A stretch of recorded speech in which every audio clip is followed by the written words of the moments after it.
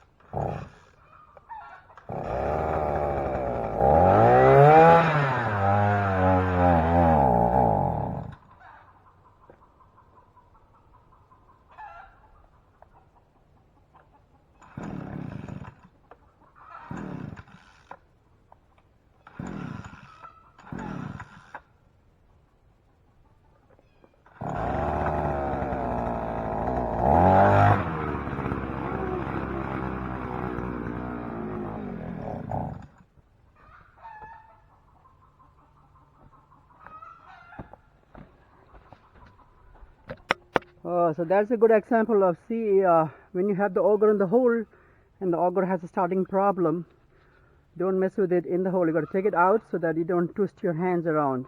Nothing happened to me. I'm used to the farm accidents, so I know how to be kind of survivalist. So yeah, don't try that at home, okay? Got to take the auger out of the hole to be safe and then crank it up, okay?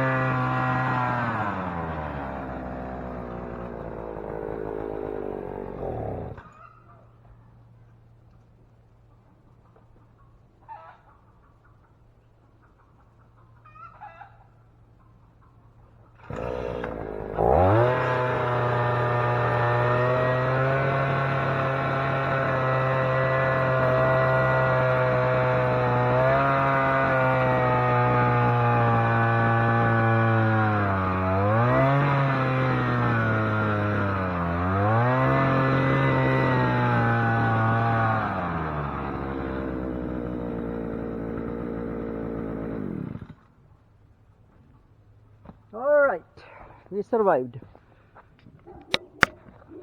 So you see how it looks like. I can show you how it looks like. The auger is such a handy tool. You have to have it in a farm. You see how much depth?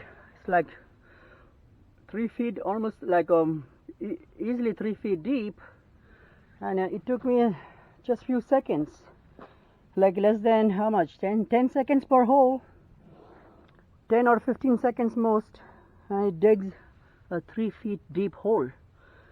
And now I can put the post in there and then put the gate, put some cement, things like that. All right.